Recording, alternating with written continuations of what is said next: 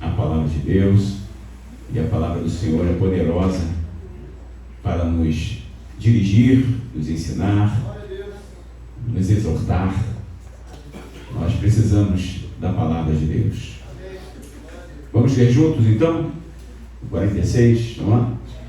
Depois foram para Jericó, e saindo ele de Jericó com seus discípulos e uma grande multidão, Bartimeu, o cego, filho de Timeu, estava sentado junto ao caminho mendigando.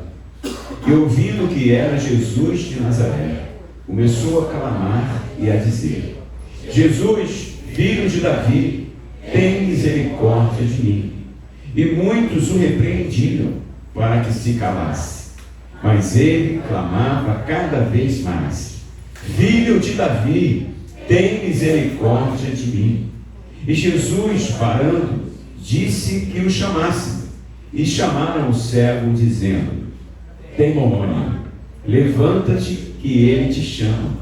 E ele, lançando de si a sua capa, levantou-se e foi ter com Jesus. E Jesus, falando, disse-lhe: Que queres que te faça? E o cego lhe disse: Mestre, eu que tenho visto. E Jesus lhe disse: Vai, a tua fé te salvou.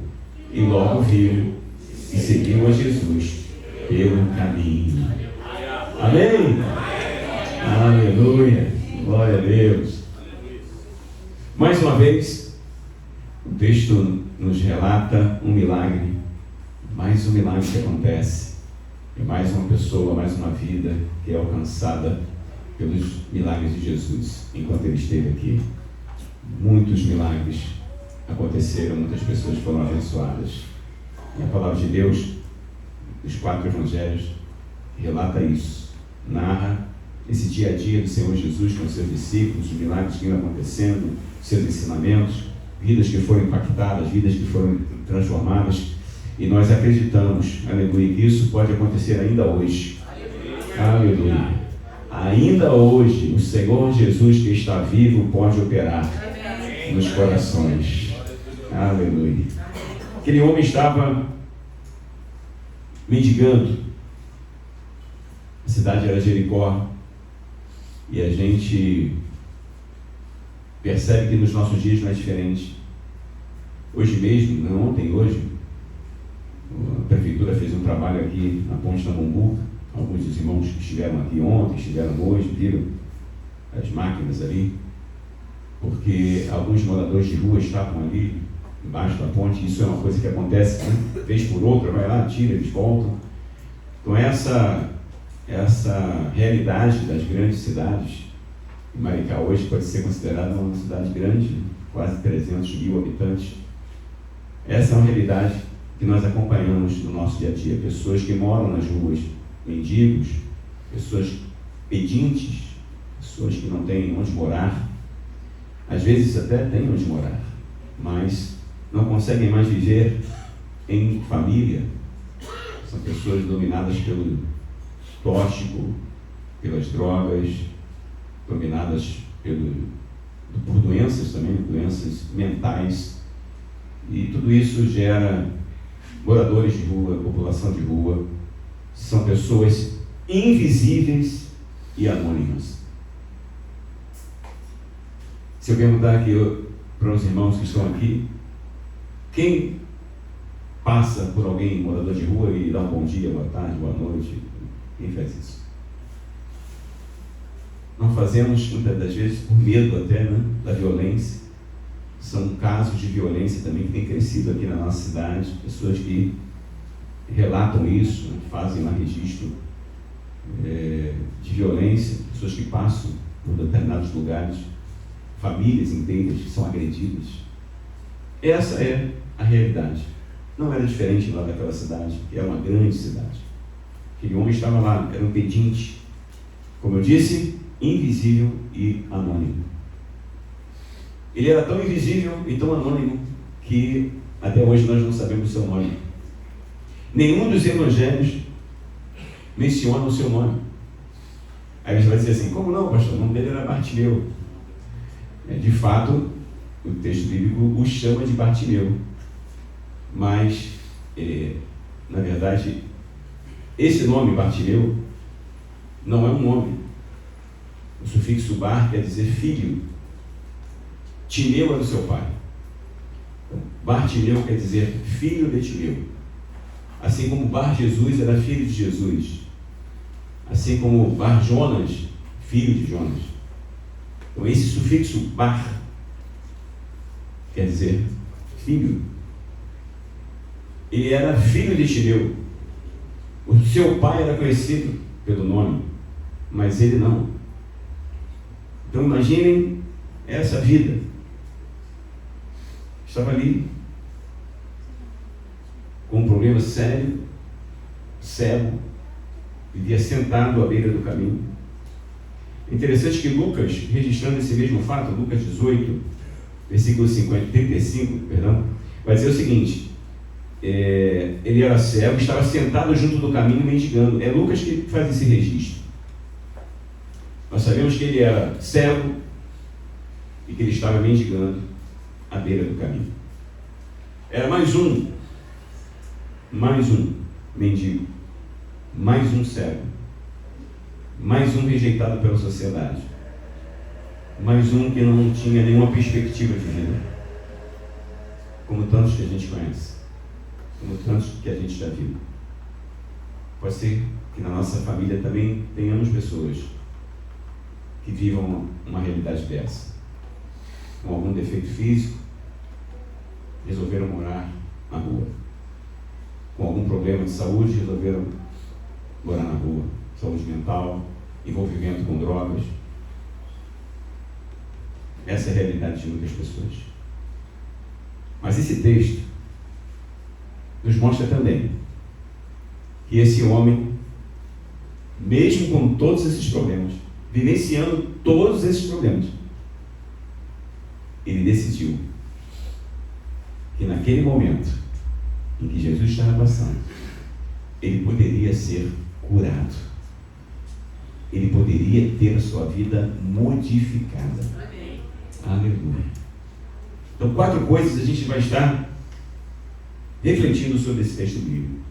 Existem muitas outras lições que poderíamos tirar daqui, mas apenas 4 foram elencadas aqui.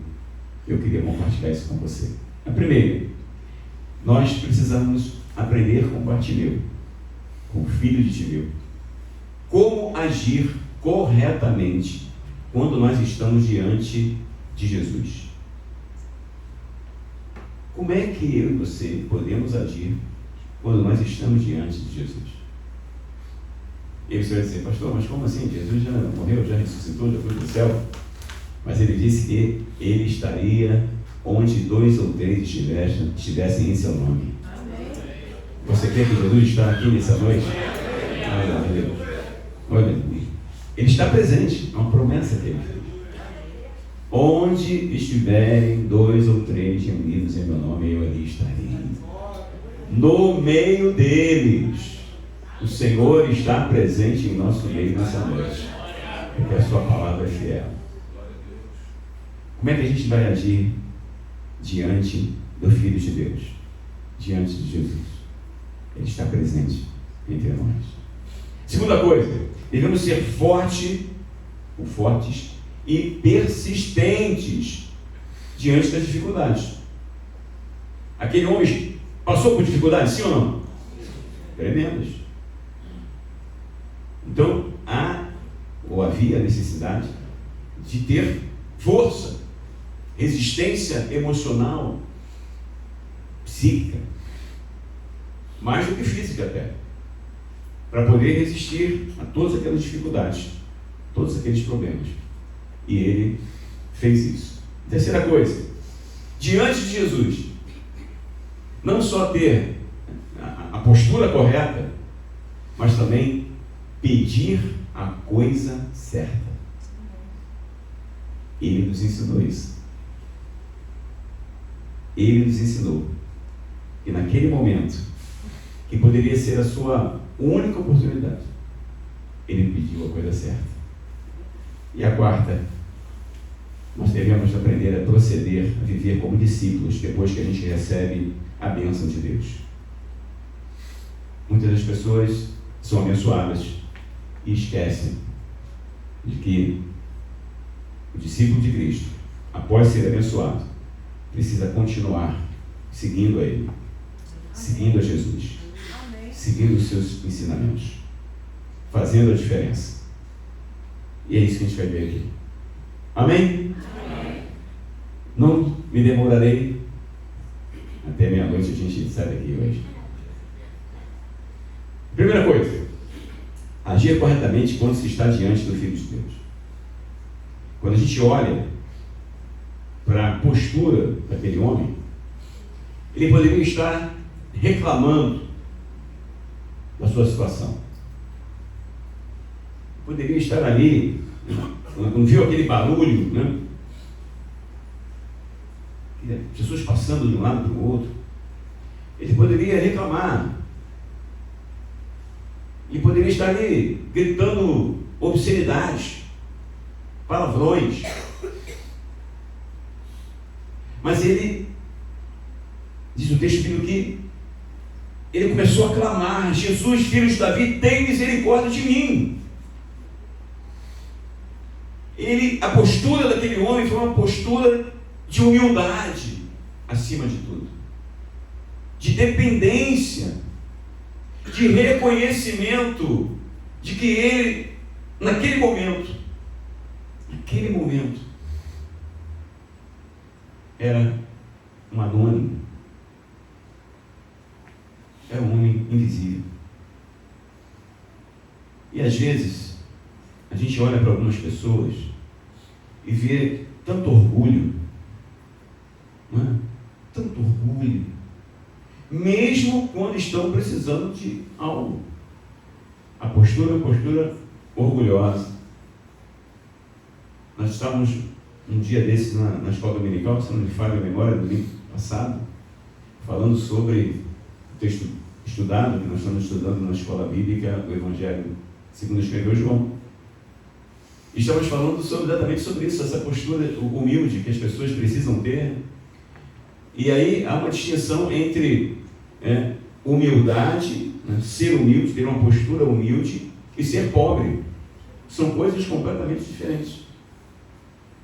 Nós conhecemos pessoas que são pobres e são humildes. Mas também conhecemos pessoas que são pobres e são extremamente arrogantes, extremamente prepotentes. E mesmo quando precisam de alguém, ou precisam de uma ajuda, a postura que elas têm é essa postura de arrogância. Como se o mundo girasse em torno dela mesma. Como se todo mundo, por sua situação financeira, física, familiar, tivesse a obrigação de estar ajudando naquele momento. Talvez você conheça pessoas assim. Eu conheço. E como é difícil ajudar essas pessoas. Como é difícil poder reconhecer e entender o que realmente ela está precisando. Mas aquele homem tinha uma postura humilde, uma postura de alguém que queria apenas e tão somente a sua cura, e queria tão somente ser reconhecido como uma pessoa que tem vida, que precisa de amigos, que precisa ter as suas relações interpessoais, que precisa caminhar, precisa conhecer novos amigos, e tudo isso ele não podia fazer. Como tem sido a sua postura, meu irmão e minha irmã, até hoje? Como você tem se posicionado na igreja, na sua comunidade de fé? Como você tem relacionado com as pessoas? Há orgulho em seu coração? Há prepotência em seu coração? Ou você tem um coração humilde? Um coração que se alegra com os que se alegram e que chora com os que choram? Um coração que, quando você ouve falar de Jesus, seu coração bate mais forte e você se recorda de onde você veio, como você era e para onde você vai. Como é que está o seu coração? Como é que você trabalha isso? Aquele homem estava pronto para adorar ao Senhor Jesus. Ele estava pronto para isso. Aleluia. Ele se aproxima daquela multidão e começa a gritar: Jesus, filho de Davi, tem misericórdia de mim. Ali, naquele momento, estava passando o nobre, estava passando o Senhor, o Filho de Deus, que deixou a habitação celeste para habitar entre os homens. Aleluia. A virtude do Senhor podia ser sentida naqueles corações. E aquele homem era mais um que conseguiu sentir a virtude de Deus enquanto ele estava passando. O Senhor Jesus está passando entre nós. Aleluia. Corações contritos, corações humildes poderão sentir a presença da sua virtude. Aleluia. Glória a Deus. A segunda coisa: ser forte e persistente diante dos problemas e das dificuldades. Assim como aquela mulher que tinha um fluxo de sangue, que era mulher, tinha um problema sério no fluxo de sangue naquela época, era como se fosse uma doença contagiosa, uma doença que não permitia que as pessoas vivessem em sociedade.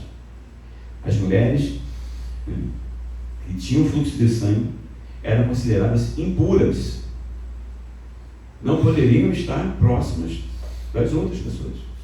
Tudo que elas tocassem era imundo. Imagina como é que vivia aquela mulher do fluxo de sangue.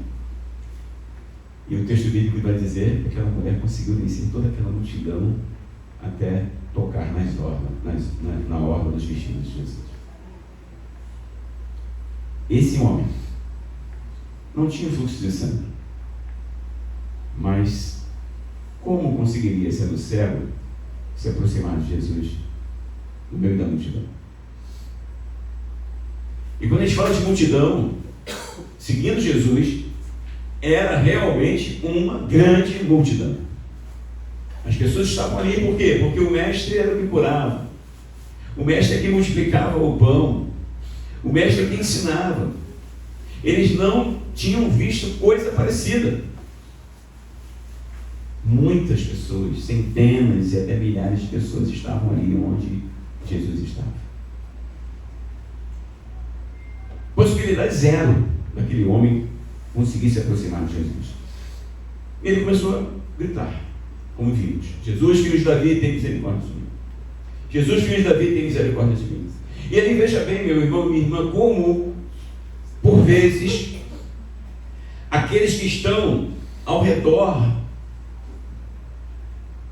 de Jesus, ou mesmo ao redor de uma pessoa que tem todas as condições de ajudar ou de resolver o problema de outras pessoas, ele serve como empecilho ao invés de servir como um ponte de ajuda. Jesus podia curar aquele homem como o fez. Aquele homem precisava de cura e estava clamando por cura. E o que o texto bíblico diz? Muitos o repreendiam para que ele se calasse.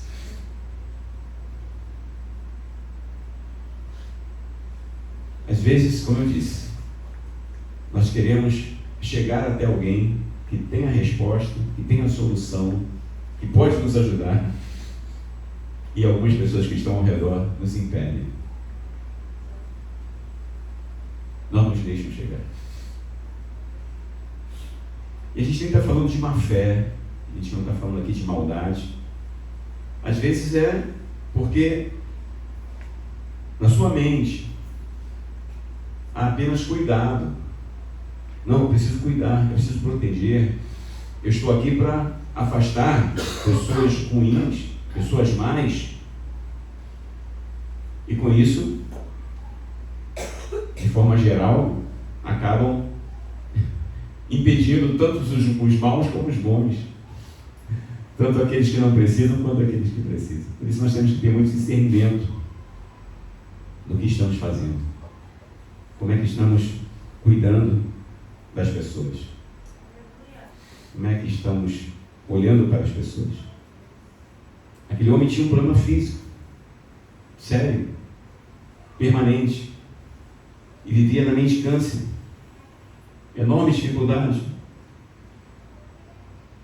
Mas ele continuou gritando: Jesus, filho de Davi, tem misericórdia de mim. Aleluia. Aleluia. Pai, você está incomodando, mestre. Jesus, filho de Davi, tem misericórdia de mim. E diz o texto que cada vez ele gritava mais alto. Até que, aleluia, o Senhor parou. E o chamou. O chamou para perto. Aleluia. Aleluia. Aleluia. Outra coisa que a gente aprende aqui, gente, é que a multidão ela tem o foco dela. Hoje estávamos falando sobre isso na lição, na classe de ministério. Aquela multidão, quando diz, né, solta Barrabás e crucifica Jesus, ela tinha um foco. Qual era o foco dela? A multidão pensa nela. O povo pensa nas suas dificuldades. O povo tem a sua dinâmica. A multidão tem a sua dinâmica. Não foi diferente aqui. A multidão passava por aquele homem.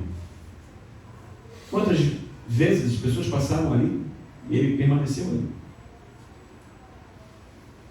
Às vezes a multidão não olha para você, porque ela tem a dinâmica dela.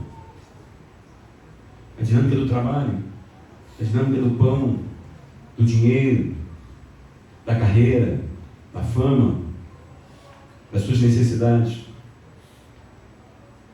Não é isso? Muitos estavam perto de Jesus porque Jesus matava a fome, porque Jesus fazia sinais. Não estavam interessados no seu ensinamento, na vida que só Ele podia dar. A gente não pode esperar muito da multidão. Mas quando Jesus parou e chamou aquele homem, o seu problema estava próximo de ser resolvido. Por isso, meu irmão, minha irmã, diante da dificuldade, diante do problema, seja persistente. Se as pessoas não oraram para você ainda, continue orando, continue clamando ao Senhor. Se a resposta não chegou até hoje, continue em oração. Aleluia. Porque Deus tem o tempo dele. Alguém disse que dentro do Cronos há um Kairos. Eu já falei sobre isso aqui outra vez. O Cronos, esse tempo que nos submete, que nos oprime, que faz de nós muitas das vezes seus servos, que é rígido, que não nos deixa flexibilidade alguma, que nos domina. Dentro desse Cronos, desse tempo, existe um Kairos, que é o tempo da oportunidade, o tempo da surpresa. Há no Cronos o Kairos de Deus para a minha vida e para a sua vida. E o Kairos de Deus chegou na vida daquele servo. Aleluia. Aleluia. O Cronos era duro. Amanhecia, entardecia, anoitecia, ele estava ali com a sua enfermidade, com a sua cegueira. Mas quando chegou o Kairos de Deus, aleluia, aquele momento de libertação e de vida aconteceu. O livro dos Provérbios, Provérbio 24:10 diz assim: se você vacilar no momento da dificuldade, sua força será pequena. Vou repetir: se você vacilar no momento da dificuldade, sua força será pequena. Ou, se te mostrares frouxo no dia da angústia, a tua força será pequena. Na outra versão. Você está em dificuldade? Não te mostre frouxo, não te mostre pequeno, não te mostre desanimado. Seja forte. Aleluia. Seja resistente. Continue acreditando. Aleluia. A resposta virá. A solução vai chegar. Deus vai levantar alguém para te abençoar. Aleluia. E mesmo que essa pessoa não esteja perto de você, não faça parte do seu relacionamento, Deus vai usar alguém. Aleluia. Para se aproximar de você e para dizer: eu vou te ajudar. Eu vou me ajudar. Eu vou abençoar a sua vida. Isso já aconteceu comigo várias vezes. Deus usa pessoas porque Ele é Senhor. Ele é soberano. Ele tem o governo em suas mãos. Seja forte, minha irmã, seja forte, meu irmão, seja persistente. Deus vai agir como agiu na vida do filho de Timeu. Terceira coisa, devemos aprender a pedir a Deus o que realmente vai mudar a nossa vida. Veja só, irmãos e irmãs, aquele homem poderia ter pedido qualquer coisa ao Senhor Jesus. Porque a pergunta do Senhor foi essa: o que queres que eu te faça? O que você quer? Qual é a sua necessidade?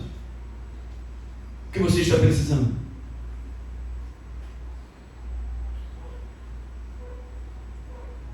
Aquele homem falou: eu quero ser rico.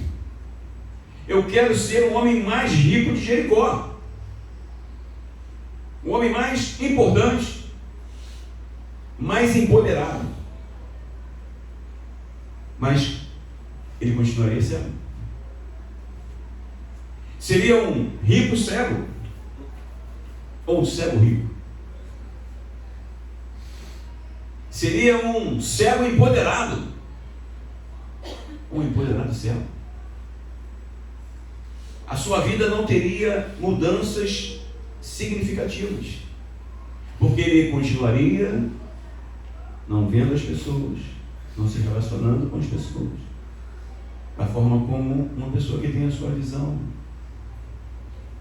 tem. Alguma coisa ele precisava. É lógico que ele precisava de dinheiro, sim. O dinheiro vai fazer diferença na sua vida, sim. Mas não mudaria a sua vida. Meu irmão, minha irmã, essa é uma lição importante para a nossa vida. Jesus está presente aqui, amém? Amém. Jesus está entre nós, amém? Amém. Jesus quer ouvir de você hoje, de mim, o que nós precisamos. Mas a gente tem que pedir realmente o que vai mudar a nossa vida. E a gente parece que não tem aquele anjinho de um lado do outro. Imagine lá quando Deus perguntou: Salomão, fala, o que você quer? Pode pedir. Salomão podia pedir riqueza, podia pedir um monte de coisas. Ele pede o quê? Sabedoria. Senhor, eu quero sabedoria para entrar e sair diante do teu povo. Quero sabedoria para poder gerir o povo, para poder abençoar o povo. Isso é o que estava no coração de Salomão, o rei de Israel. E aí Deus: Salomão, como você pediu sabedoria, eu vou te dar sabedoria e todas as outras coisas. Aquilo mudou a vida de Salomão. Hoje, o Senhor espera que eu e você façamos a mesma coisa.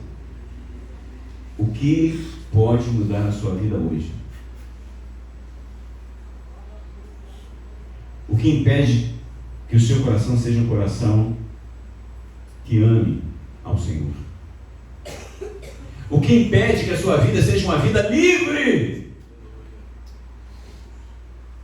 Livre de pecado, livre das amarras, livre da angústia, livre da mágoa, livre do ódio, livre da falta de perdão. Livre para adorar a Ele, para viver uma vida que realmente vale a pena. O que está impedindo isso? Aquele homem, mestre, que eu tenha vista, que eu veja. Isso é o que realmente importa. O que importa para você hoje? O que é mais caro para você hoje? Pense nisso. E peça ao Senhor. Ele está presente entre nós. Aleluia. Aleluia. O Senhor está sondando os nossos corações.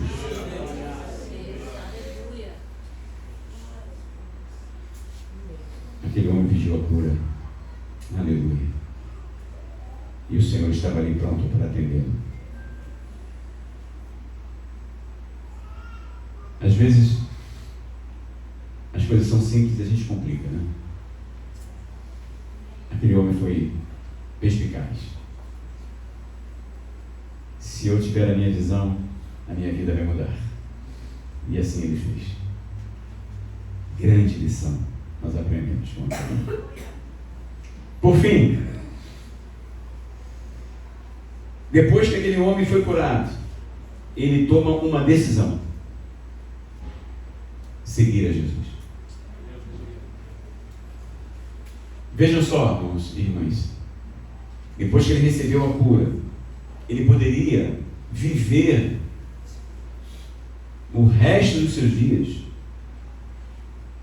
fazendo tudo aquilo que ele nunca conseguiu fazer. Agora eu vou me divertir. Agora eu vou conhecer novas pessoas, vou viajar, vou me vestir bem. Agora eu vou ser tudo aquilo que eu não consegui. E ele não estaria errado se ele fizesse isso. Não estaria errado. Ia gozar na vida. E aí, aos sábados, ele iria para a sinagoga, né? Já que a sinagoga funcionava aos sábados, como funciona até hoje. Então, durante a semana, ele ia trabalhar, conhecer novas pessoas, se relacionar, e ao sábado ele iria para a sinagoga, e ali ele ouviria a lei de Moisés. Ele poderia ter feito isso, mas diz o texto bíblico que ele decidiu seguir a Jesus. Aleluia. Ele decidiu ser um discípulo de Jesus, de caminhar ao lado dele.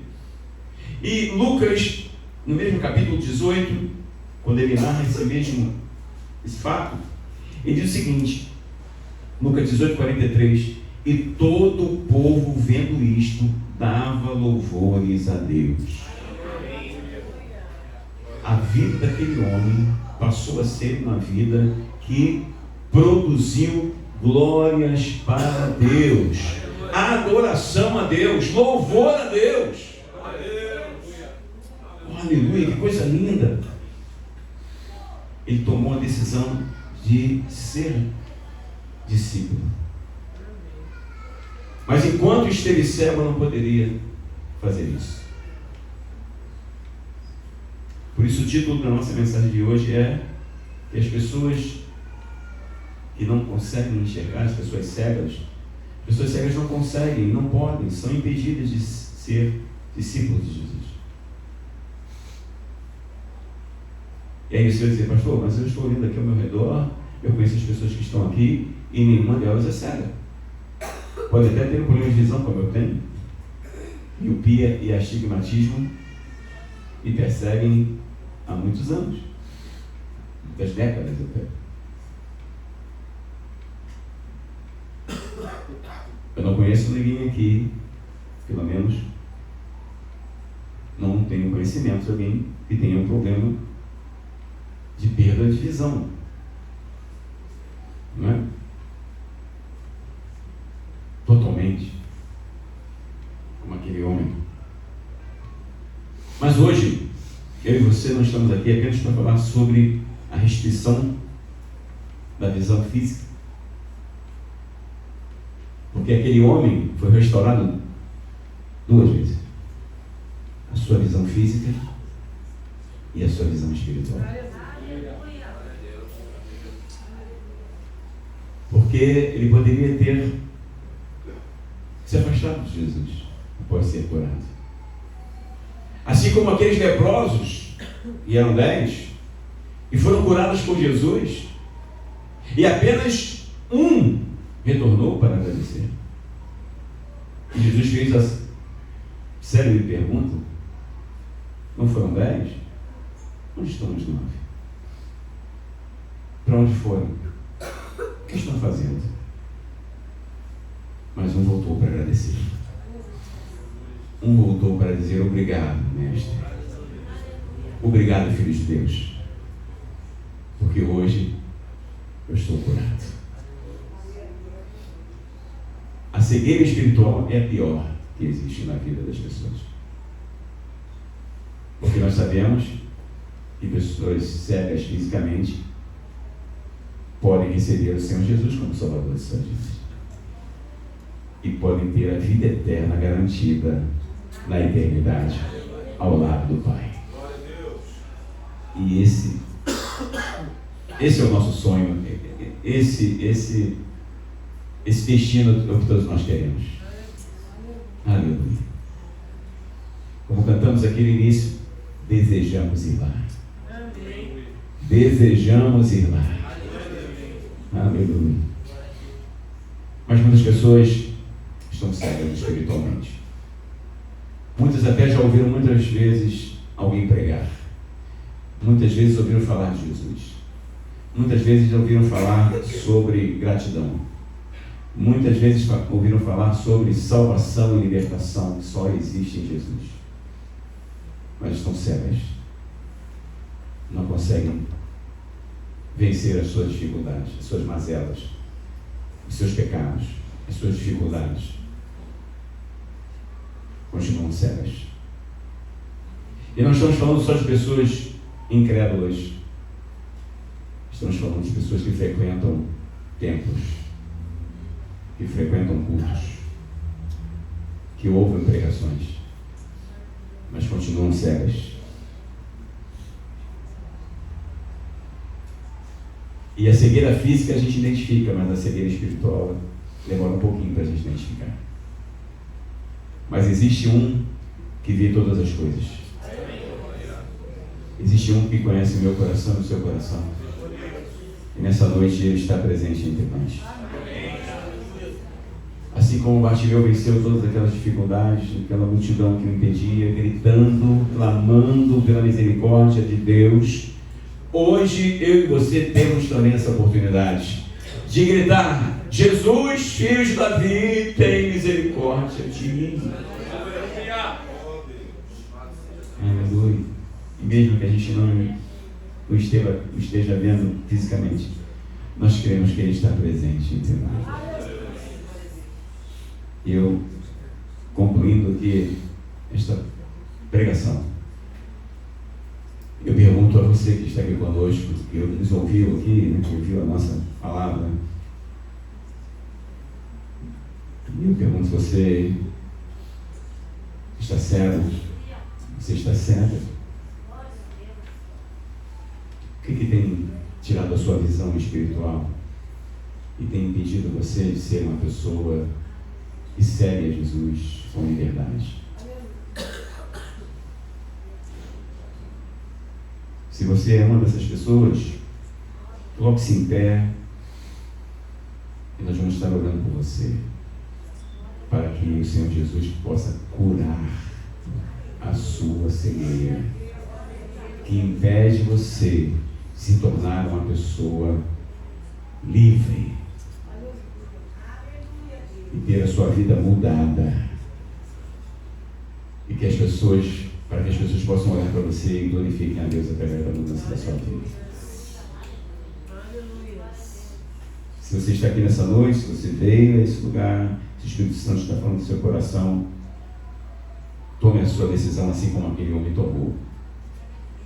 Porque, como eu disse, pode ser que Jesus estivesse passando ali e fosse a sua última oportunidade de alcançar a cura. Cegos não...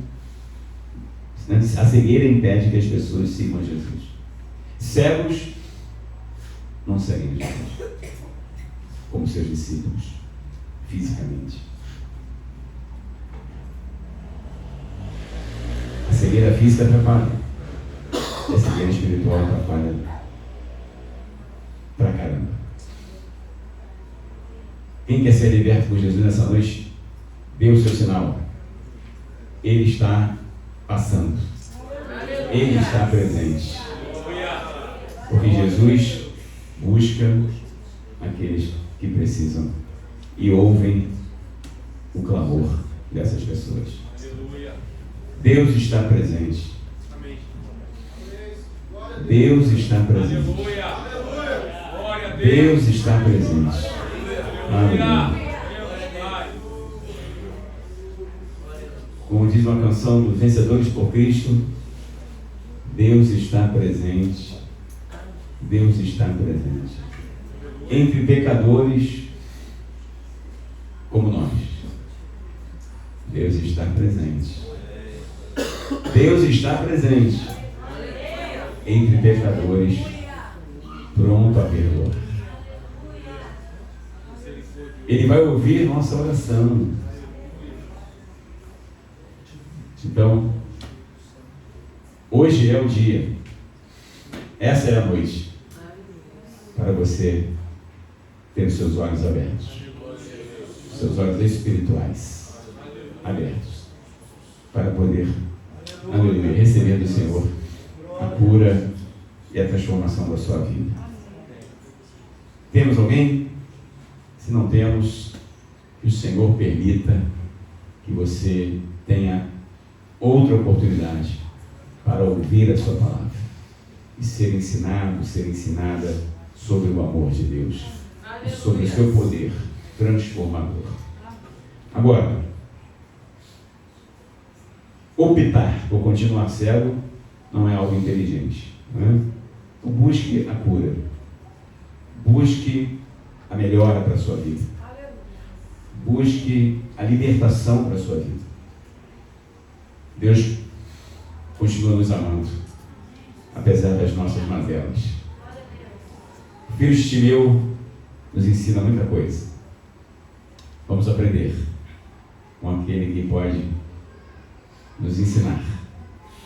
Timeu foi um grande mestre com as suas ações, com as suas decisões. Ele recebeu a cura, nós podemos receber a cura também. Que assim seja na sua vida, em nome de Jesus. Amém? Amém. Amém. Glória a Deus.